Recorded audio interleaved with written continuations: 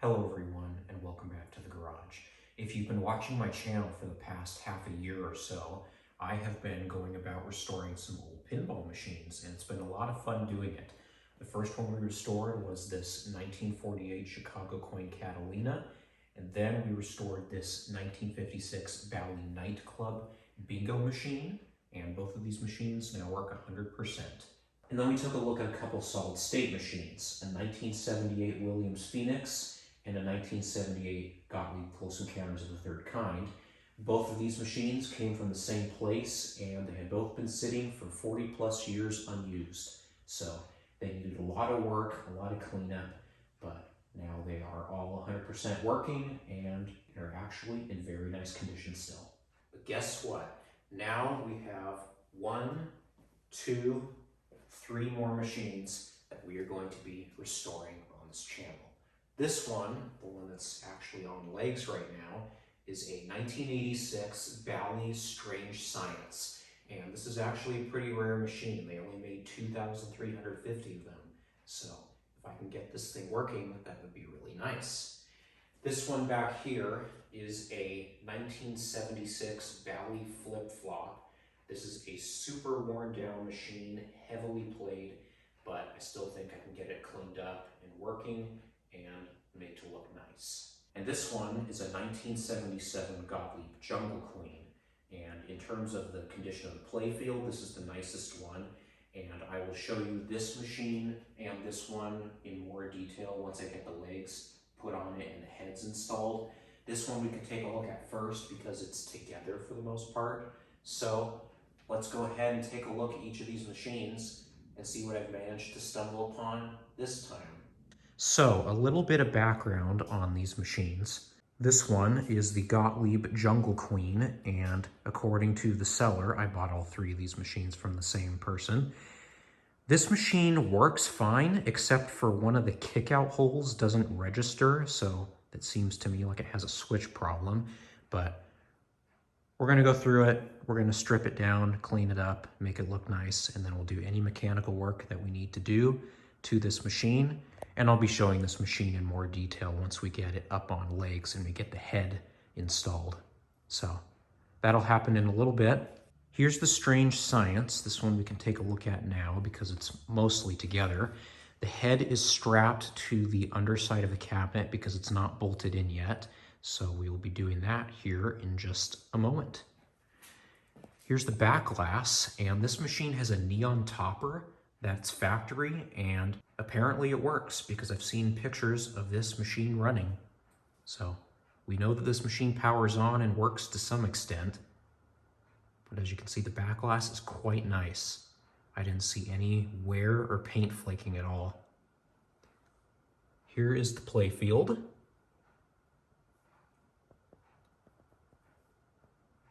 The playfield's pretty good, but it is worn in a couple places. Right here by the bonus indicators, you can see we have some wear there where the paint has started to flake off. And up here by the voltmeter, you can see we have some wear in there too. So not a perfect playfield, just one that has seen a lot of play over the years, but it's not a bad playfield either. This machine is kind of, well, strange in that the apron is not typical because there's no instruction card. It just has the instructions right on the apron, which I have never seen before. And you can actually see the balls when they're loaded in the waiting to be played area.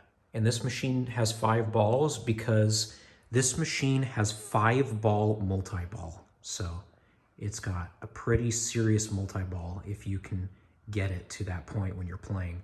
So when this machine works, we'll definitely try that out.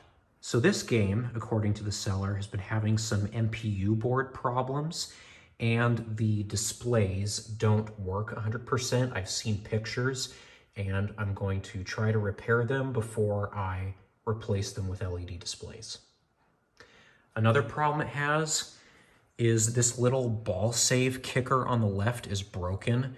How this works is it runs on a timer. So if you go down the out lane, when this light is on, it'll activate a timer when you go down the lane, and you can push this second button here on the left. These buttons should be swapped. It should be the blue one on the bottom. But if you push the second button, it will engage the kicker, and you can engage it as many times as you want until the timer runs out, and you can hit the ball through this gate back into the in lane and save it. So it's got a little out lane ball saver feature. But other than that, this machine is not too bad. The side art is a little bit worn. This is the better side.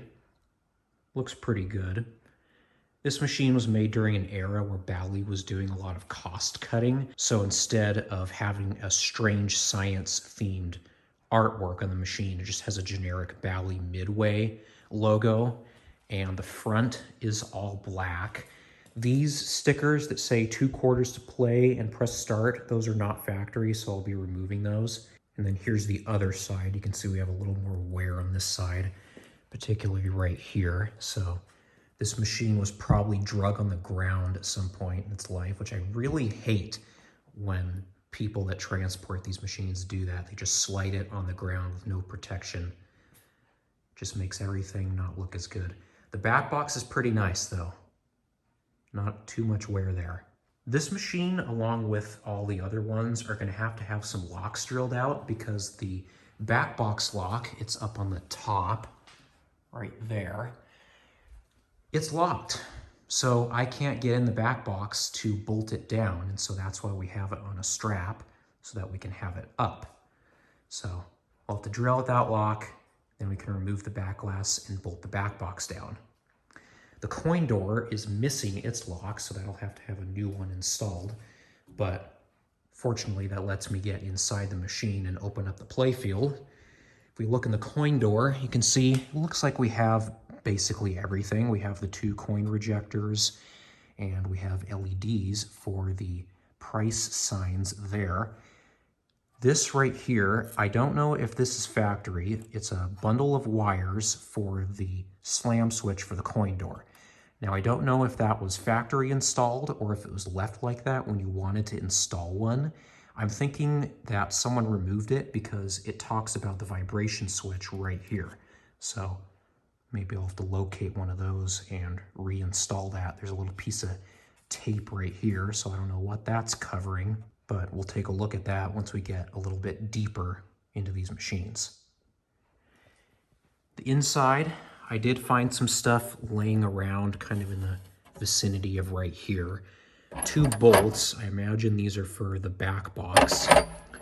This is part of the ball saver kicker for the out lane. This is a broken piece, so maybe I can fix it with some glue, but I'll probably end up replacing the whole thing.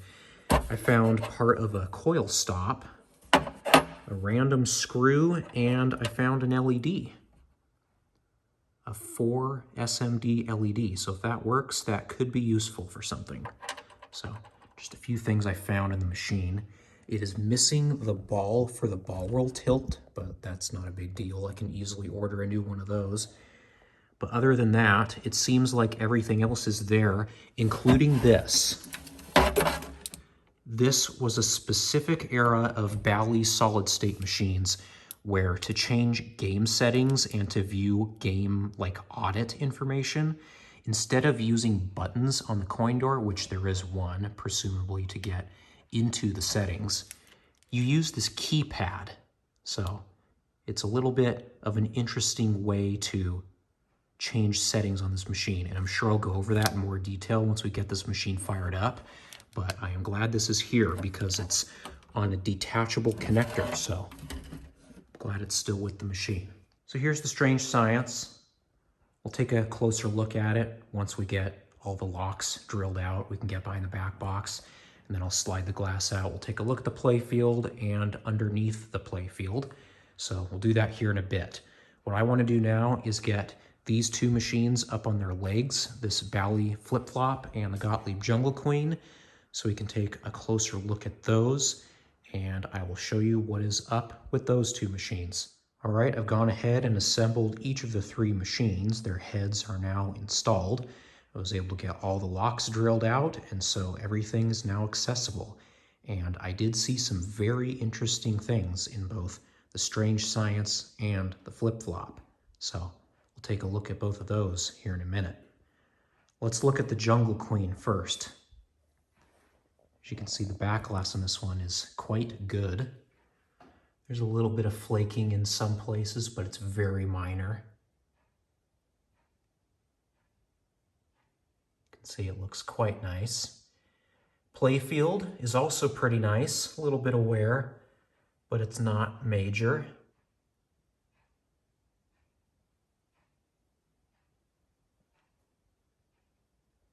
Apparently this machine has had new rubbers put on it, but I'm going to replace them because I've taken a look at some of the rubbers on here and I can see, like on this one here, it's starting to crack and the rubbers that are on it are a little dirty. You can see up there on the top. It just would benefit from another rubber replacement. I mean, there's still some that are good, like the flipper rubbers are nice. These 4 rubbers are still nice, but I'm just gonna go through and replace all the rubbers on each of the 3 machines because these 2 especially need it. So I'm just gonna do it to this one too. So the playfield on this machine is pretty nice. I did notice that there is a photocopied instruction card. I can tell just because the resolution of the text is very low. So I found a better one that I'm going to put here, as well as a card to go here. Here's the front of the machine. The front is a little bit more worn and beat up than the rest of it. You can see on the coin door we've had a lot of something happen here. It's almost like someone hammered it. This happened because someone tried to clean the sticker with something and it smeared the paint. I have a new sticker that looks just like that on the way, so that will get replaced. This machine has the wrong legs. It has the 27-inch, I believe, legs, the same size that my Williams Phoenix uses, and it should have these legs. It should have the Gottlieb 31-inch legs. So at some point I'll have to buy the correct size legs so it can have the factory legs, but that's not too big of a problem. So this machine is actually in pretty nice shape. A little bit worn on the side, but it still looks pretty nice. It's not the best, but it's definitely not the worst. I'll show you the worst here in a second. This side is pretty good as well. I can't really get the best angle on it, but you kind of get the idea. A little bit worn, but still nice. Here's the back of the Jungle Queen, as well as the inside of the head. I have the back doors off because I had to put the heads in. I had to bolt them down. So this is what the inside of this game looks like. It looks very nice. I haven't pulled out any of the score reels to check them, but I imagine I'll do that at some point if they need to be adjusted. We have a stepper unit there. And we have the credit unit right there. And then those are all the score reels and relays. We have some game adjustments. I'll have to look through the machine and see exactly what each one of those are for.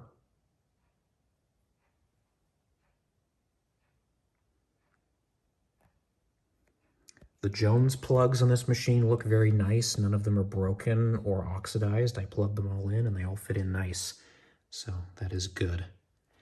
So this is the Jungle Queen. According to the owner, this machine works, except for a little issue with one of the kick-out holes. So in terms of mechanical work, this machine sounds like it's not going to need a lot, but obviously we'll figure that out once we get it fired up. Let's take a look at the strange science.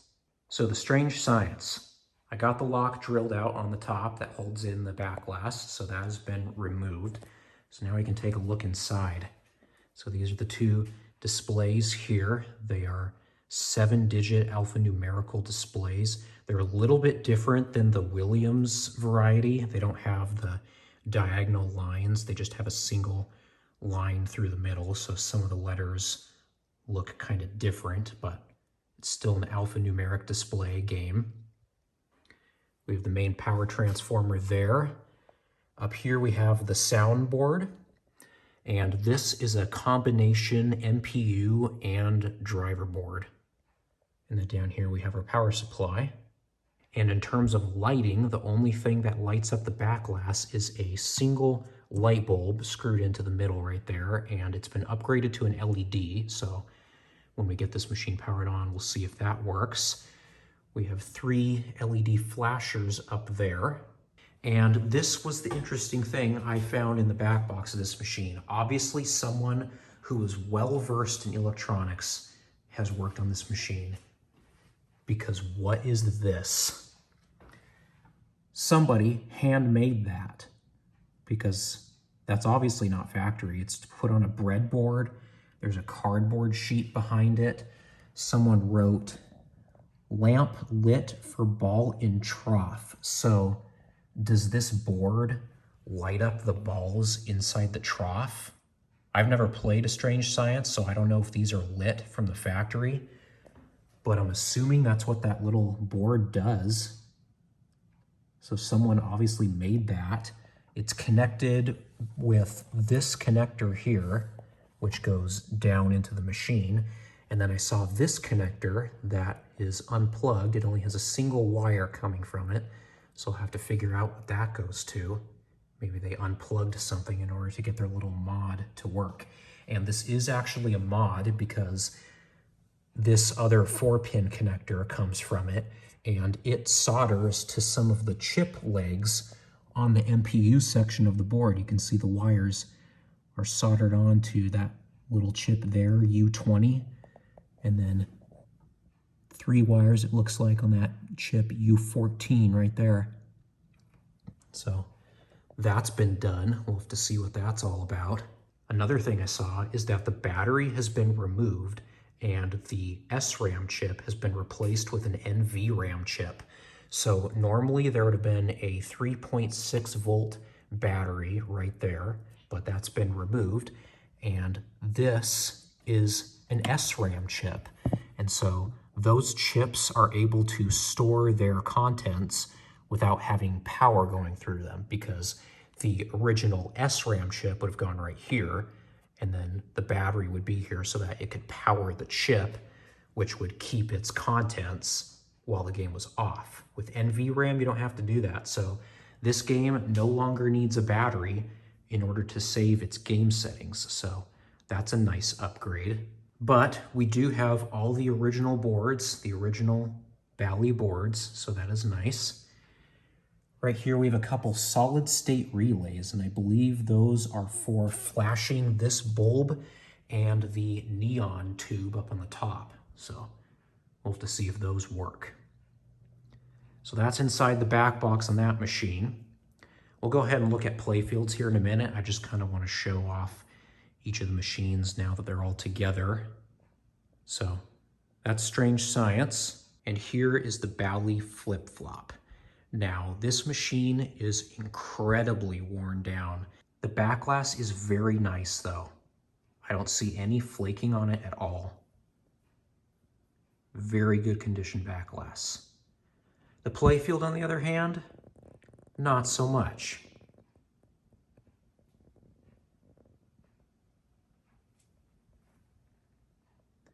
It may look okay in camera, but in person it's quite worn. It's been touched up down here. You can see how this doesn't look right. Someone tried to touch it up here. You can see in the light that the coating above the paint is starting to come off. We have a lot of wear around this area here. You can kind of see the coating is just not flat anymore. And there's a lot of dirt right here in the slingshot area. So this is definitely a well-played machine. So we have wear up here.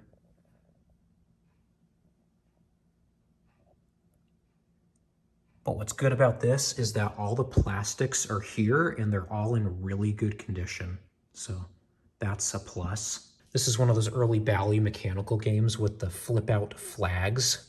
So those will pop up like this at certain times when you're playing the game, and they look to be in reasonably okay condition.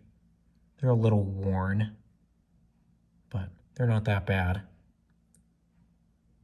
This playfield and all the other ones are definitely going to need a major cleaning, so I'm going to do the same thing that I did on my Williams Phoenix and my Close Encounters of the Third Kind, or I'm just going to strip them all down and give them a nice clean.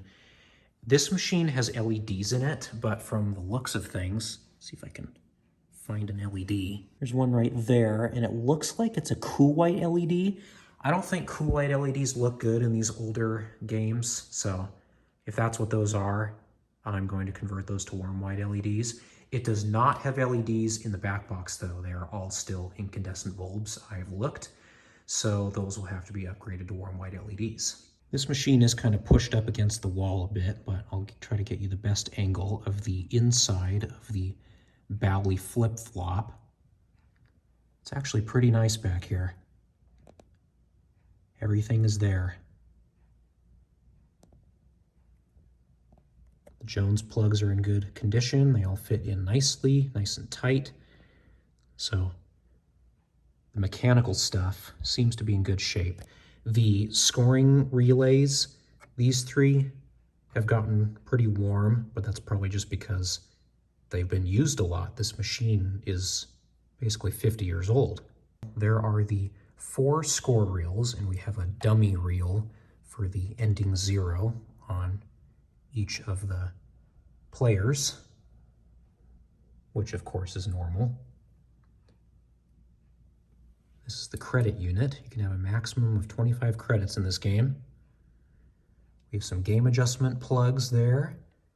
There's some, looks like relays.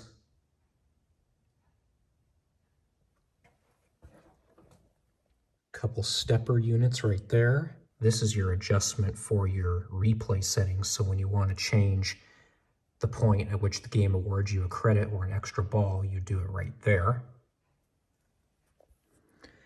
And I'll probably go over more of the operations of what goes on back here as I work on the machines. For now, I'm just doing a little look over just to show you what these things look like.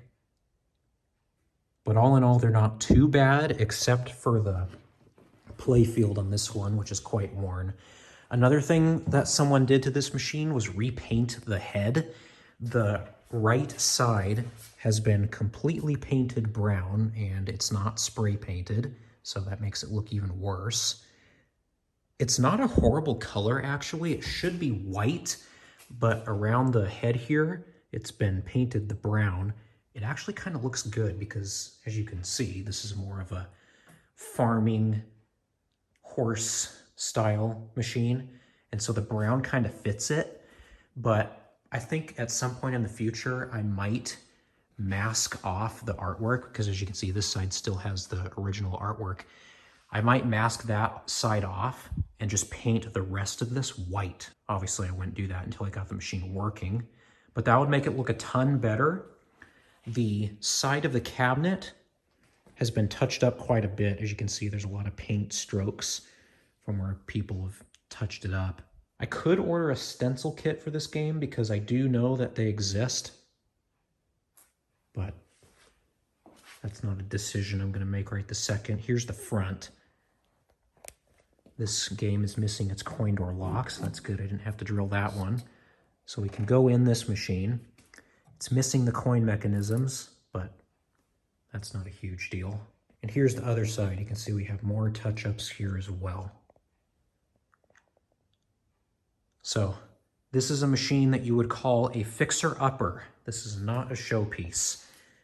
And the lockdown bar, this is another thing. Look how worn down it is from people playing it. That might need to be re-chromed, and I might do that.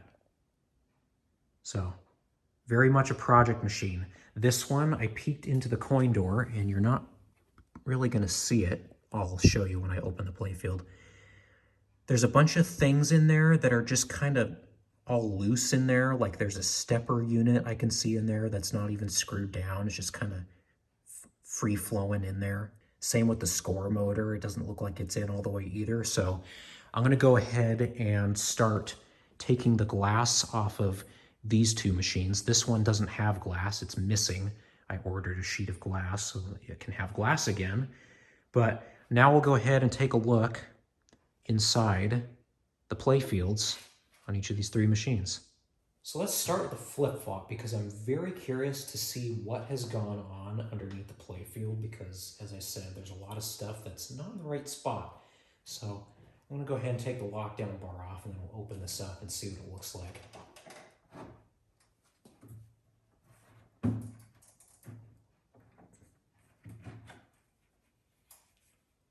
Okay, lockdown bar looks all right and the foam has degraded, so that'll have to get replaced. There we go. Oh, wow.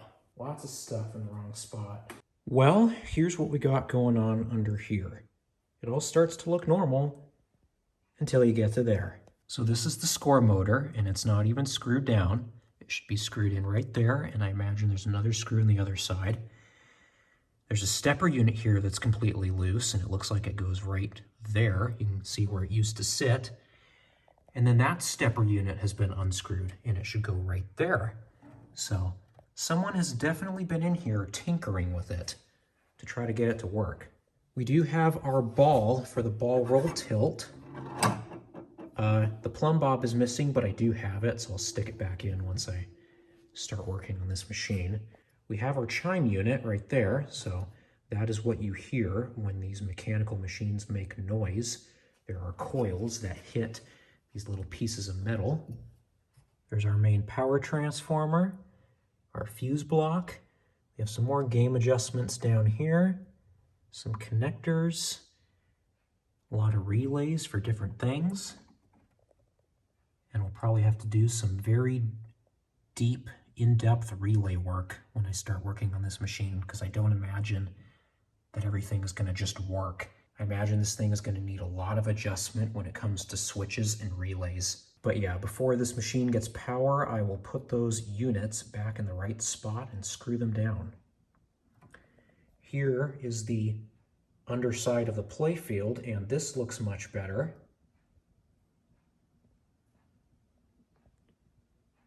Just from the brief glimpse I'm giving it, nothing seems out of the ordinary. Got a little bit of a burnt coil here. Don't imagine it's bad, but I could be wrong. I see the underside of the playfield has been partially upgraded to LEDs, like right here has some LEDs for the bonus lights, but over here we still have incandescent bulbs, and those also look like cool white LEDs. So once I get this machine working, it's going to get upgraded to all warm white LEDs so it can look all uniform and nice. But yeah, none of the units on the underside of the playfield are in the wrong position. Everything seems to be all screwed down and held in nice. So that is good to see.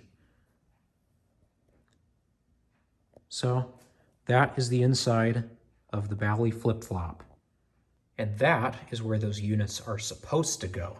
And what's nice is that this score motor is actually on a hinge on that side. So you can lift it up. I can't lift it now, but because I secured it, but it will lift open like that so you can service it, which is nice. And these 2 units are missing their screws. I just kind of put them back where they're supposed to be. So I'll have to find some screws to secure those down, but now I've got them back in the right spot. They're not sitting on top of each other like they were before. So I'll go ahead and find some screws to secure those down. But for now, let's take a look at the next 2 machines. All right, let's take a look now at the Jungle Queen. This one, I didn't have to drill out the coin door lock because as I was assembling this machine, I realized that the coin door just opened. And that's because the little horizontal part on the lock is missing. So I was actually able to just open it, so I can just take this lock out, so that's nice. So as far as I can tell, this machine has not been upgraded to LEDs at all. I looked behind the back box and it's still all incandescent bulbs. Everything looked fine back there. And it looks to me that the playfield only has incandescent bulbs in it. So this one will get upgraded to warm white LEDs as well when I get around to doing that. For now, let's go ahead and take off the lockdown bar and glass, and we will look under the playfield and see what's going on. Not too dirty under there. The foam is gone out of the lockdown bar, well, pretty much. So that's going to get replaced.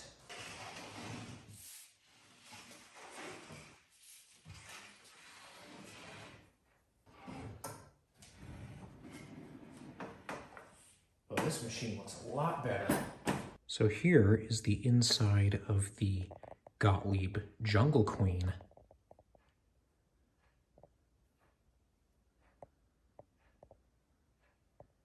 Looks pretty nice. We do have a missing ball from the ball roll tilt, so obviously I'm gonna have to order some balls for those. The plumb bob is missing, but everything else looks very nice. It's not even that dirty under here. We have all the relays right there. We have our chime unit, some fuses. Ooh, we have a total play meter. 40,452, that's pretty low. Did the flip-flop have a meter in it? Let's see. Yes, it did. 90,854. And that could have rolled over, but this machine obviously had a lot more play than the Jungle Queen. Here's the score motor. That looks really nice. Power transformer is back there. And all the stuff on the bottom of the playfield looks nice as well. And yes, this game has not been upgraded to LEDs. We have incandescent bulbs all throughout the underside of the playfield. So this will need a complete warm white LED upgrade. But yeah, as you can see, this machine looks pretty good. So this one's not going to need as much work down here, but we'll see what it ends up needing when I start working on these machines for the first time. So that's the Jungle Queen. It looks pretty good. Let's go ahead and finish up with the Strange Science.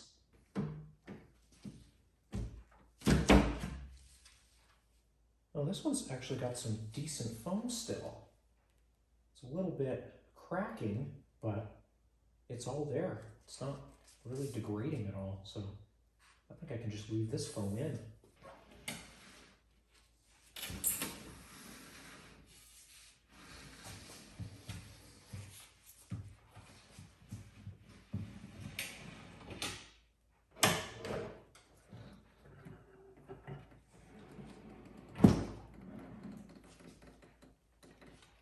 And here is the underside of the Strange Science.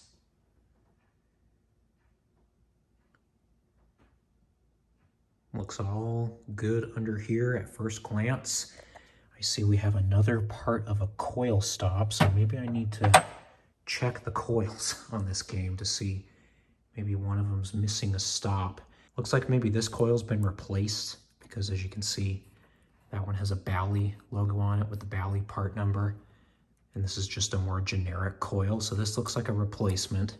So obviously there's been some work done within this game. It looks like that's the only one though, because all the rest of the coils are Bally coils. So these will be original, all of these. This one is the only one that looks like it's been replaced. So maybe, oh, this one's been replaced as well. So I believe those are the flipper coils. So it looks like we've got a flipper rebuild in this game. So that is nice.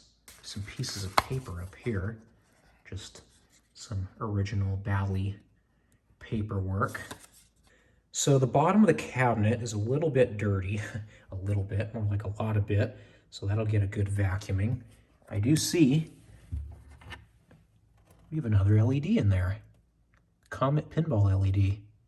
That's where I get my LEDs. So they must have good quality LEDs in this game. And I can see that we do have LEDs in the under playfield lights. So this machine has been upgraded. And if they look good, I'll leave them as is. If not, I will change them out to something that I prefer. But yeah, I don't see anything particularly wrong with the inside of this game either. I'll have to do a more detailed look. I'm sure I'll find something wrong with each of these games, but just by a brief inspection, everything looks to be in order. This machine also has its ball roll tilt missing, so I'll have to repopulate that. I am glad the keypad is here, so that means I can actually make game adjustments and not be locked out of that. So we'll be able to get started on this game and figure out its issues relatively quickly because we have that keypad and now we have access to the back box because the lock got drilled out. So there's the inside of the Strange Science. Looks pretty good. A little bit dirty, but certainly not the worst I've seen. So here's the next round of pinball restorations you're going to be seeing on Max's Garage. A Gottlieb Jungle Queen from 1977, a Bally Strange Science from 1986, and a Bally Flip Flop from 1976. So soon I'm going to start working on one of these machines and I'm going to leave it a surprise this time, mainly because I haven't decided yet. So look forward to the next pinball restoration series on this channel. Thank you for watching, and I will see you in my next video.